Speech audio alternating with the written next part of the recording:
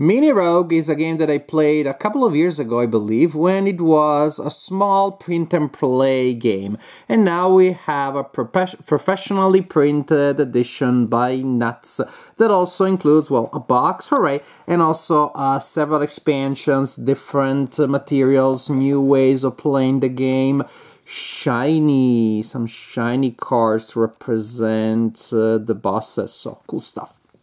The game is originally, I would say, mainly a solitaire game. It can also be played cooperative with 2 players. It has a 2-player variant. This version even comes with a 2-player competitive variant. And also, it can be played cooperatively with more than 2 players. You have usually one hero that will travel through the dungeon and defeat monsters, find the treasures, avoid traps, this sort of stuff. But that hero can be controlled by multiple players. Matter of fact, I played the game both solitaire and also with 3 kids, both of my kids and my niece, who is visiting these days for Thanksgiving break. It takes, of course, a lot longer to play because the kids are making all the decisions together, but this is definitely a solitaire game that can be played cooperatively by more players, and also it can be played by younger players, especially if there is an adult that helps with all of the unique effects and with all the icons. The game is pretty simple in essence, but I have to say one of the few negatives, if not the only negative, is that I think that the rulebook is not particularly well laid out. I mean, I knew the previous version and I still struggled to learn the game as I was reading the rules from the rulebook.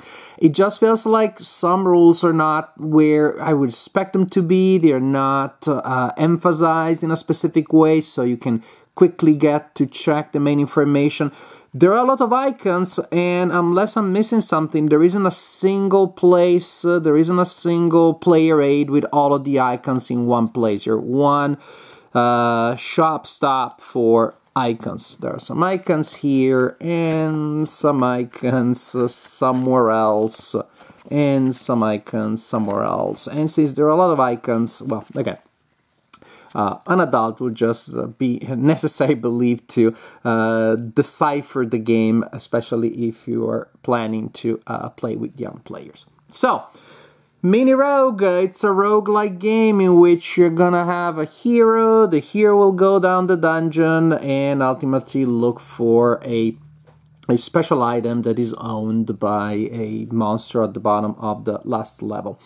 Also, a little premise here, the game, as you will see, I already shuffled in the basic game with the expansions that do come with the Mini Rogue professional version. And so we have now, also compared to the original Rogue, more characters that we can play. Yeah, some look kind of like very similar to one another, but more options, different range of abilities. And so, for example, here I set up as an example the mage. The card will tell you the starting stats. For example, everybody will have health, and when the health of the hero goes down to 0, you lose the game. And then you may have gold, food, you may start with potions, you may have armor. It is possible that not everybody will have every stat, and that simply means that if a stat is not described there, this one has experience. If a stat is not described on your starting card, then it simply starts at 0. And you have displayed here where you will place cubes indicating your starting stats. And so again, with the mage here. Each character also has unique abilities that can be used different times, and they do different things. When you use a special ability, you flip the card face down, so that reminds you that you cannot use that ability again until you find a way of flipping this card face up, and different game effects will do that. You shuffle these room cards to form a deck, and then you form a grid of 3x3, but I'll say 3, 3, and 2. In the bottom right corner of the 3x3 grid, you will place first always this, whoa, look at the crazy colors of the shiny upgraded card. You will always place this card here that represents the final boss, and this is the magical item, the super awesome item you're trying to retrieve, so this will always be at the bottom there. And then you have other monster cards, you shuffle them, you draw 3 of them randomly, and you place them there. The idea is this. You will always start from the top left corner of the grid, revealing the first card. You will interact with that card, and after that, if you're still alive, you can look at the other two cards, the one right to your left and to your right, and the one underneath. And those are the two options of where to go next. So you get a sense of what's in store for you next. And suppose after I resolve that card, I decide to go there, I will resolve that card. After that, I get to choose these two. You can only move right and down, never in any other direction. And suppose that I decide to go here, then after that, I only have the choice of moving down and then down again until I get here.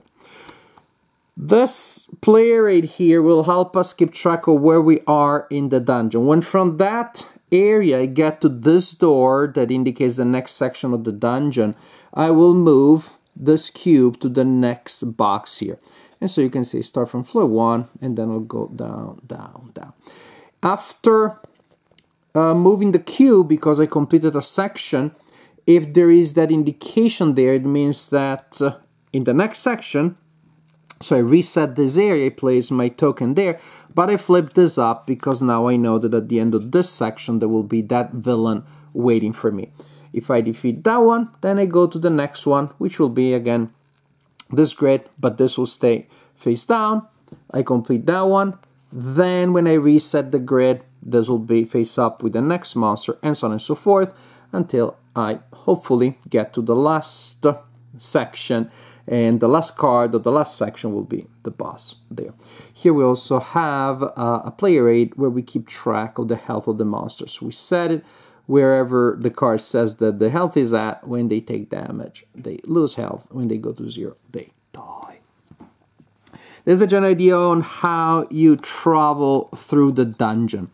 As for things more specifically, another important concept is character dice. There are these white dice with the 5 and the 6 framed in that way, because they mean that when you roll this die to take a skill check, 5 or 6, they're successes, everything else is a fail. And this is the dungeon die that will determine different things: the random encounters that you find, the combat result for the monsters. You will start with always a dungeon die and with one character die.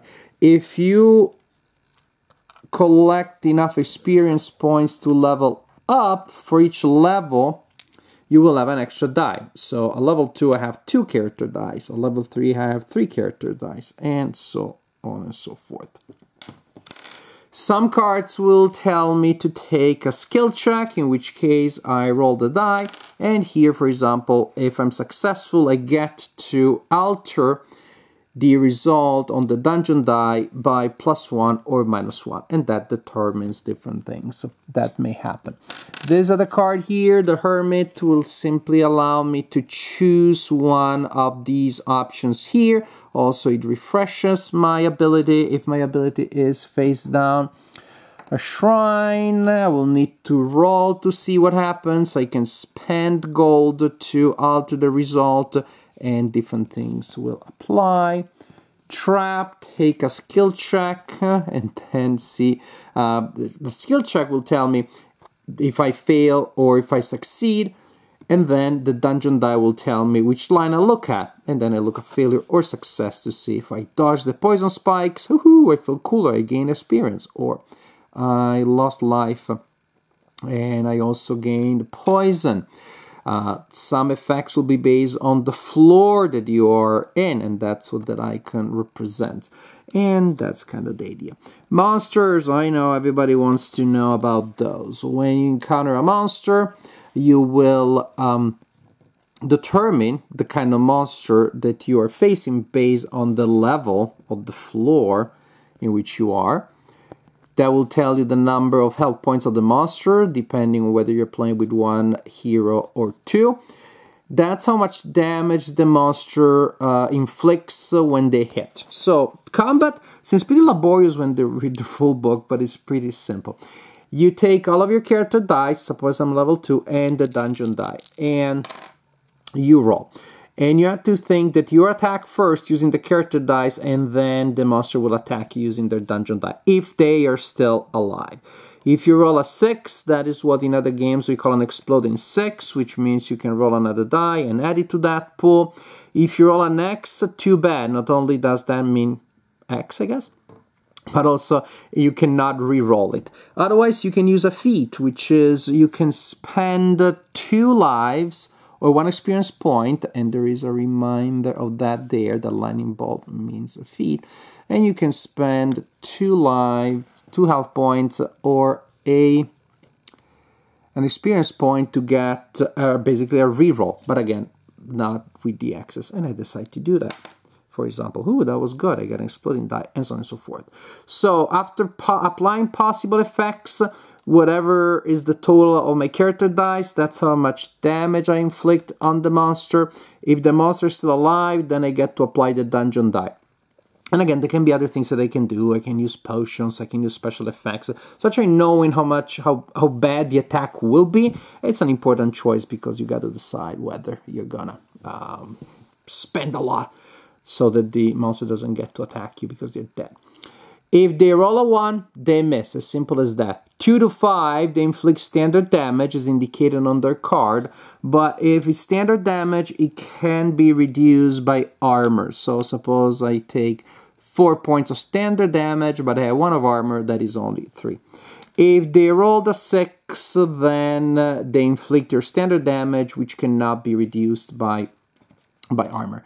Other effects may give you a poison die or a curse die that you will have to roll together with your other dice if you get them, and they will simply give you extra damage. Poison gives you damage once in 3, and this is half of the times. 3 of faces on the curse die are cursed. So effects that give you bad stuff, effects that give you good stuff. Ultimately, it's more or less what you can expect from a game that wants to give you the experience of a roguelike fantasy adventure. There are monsters, there are traps, there are helpers, there are weirdos that sell stuff in a dungeon. I don't get what those merchants, I don't get their deal, but I can do deals with them because it's kind of useful. So this is the general idea. One thing that is a significant difference from the basic game, as I remember it, to this is part of this expansion here. Several cards will allow you to draw, several game effects will allow you to draw a lore card. There's a whole deck.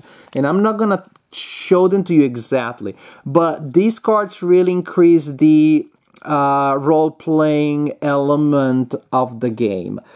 Because you will have a little description there. Don't look too close if you don't want to have spoilers.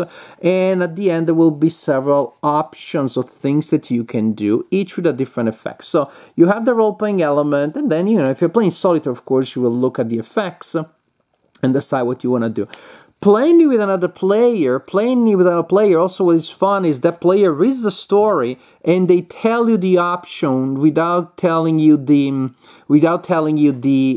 game effects, what that exactly amounts to in terms of adjusting your stats, and then you make your decision and then you apply that. That actually it's really fun. Actually, I do recommend, if you're playing solitaire, to try the version in which you simply will cover this corner here, which is what your decisions result into, what they depend on, and make your decision and see what happens. In some cases, maybe it's an adjustment that you cannot do because it's based on a resource that you can do, but try. If it works, you really get that fun sense of fantasy role-playing adventure.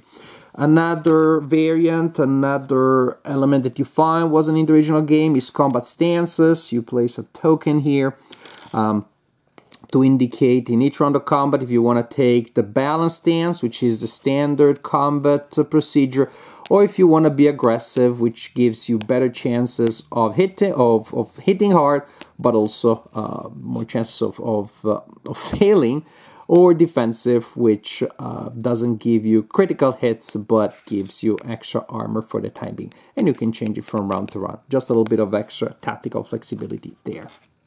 So, in general, I definitely enjoyed the original Mini Rogue, and I enjoyed this version here even more. More the good stuff. It doesn't reinvent the wheel, but the wheel was already spinning pretty well, and it spins even better now with more variety, with more things that can happen. I really like the lore deck. I wish it was... It was actually, there was more of it. I mean, it came into play more often. You may just go through many levels without simply triggering a card that will give you a lore effect. I wish maybe it was activated a little more often, but I think it's definitely a welcome addition here. The combat stance is also pretty fun. Having more heroes, more characters, more monsters, it's all good. And ultimately, I think this is a game that really improves on the original without any negative. What I liked in the original is still here. I wish the rulebook was a little cleaner, but what you got here is a fantasy adventure with a lot of variables, with interesting elements of resource management, tough decisions, and just the fun of going on a crazy, randomly generated fantasy adventure, crawling into a dungeon without all the overhead of setting up a big game or finding a dungeon master or all that. Of course, you don't have those fancy miniatures or some of the bigger games, but this is a lot cheaper. You don't have to paint miniatures, and with the power of imagination, the adventure is crazy and fun enough. Of course, in the very nature of a roguelike game, there's going to be a lot of randomness involved, but when it comes to the encounters, and maybe one floor will be very easy, and then another floor will be absolutely deadly. But in the big scheme of things, you're going to have a lot of crazy rolls and lucky die rolls. You're going to have some crazy good, easy dungeon levels and some crazy hard. There is enough randomness that things neutralize itself a little bit. The things do tend to fall on a curve after a while. So ultimately, you do feel that good gameplay is rewarded. And if you find it's too easy or it's too hard, there are easy ways that you can tweak the rules, give yourself extra potions, effects, things like that. For a game that ultimately is flip a card, roll a bunch of dice and see what happens, it has more decisions when it comes to, again, spending gold and life and experience and armor and food. It has more decisions that have to do with budgeting and resources than I would imagine, and that overall give me a game that has a strong story, a fun flow, and still some really interesting decisions. So I was already happy with the original Mini Rogue, and I'm even happier with this version here.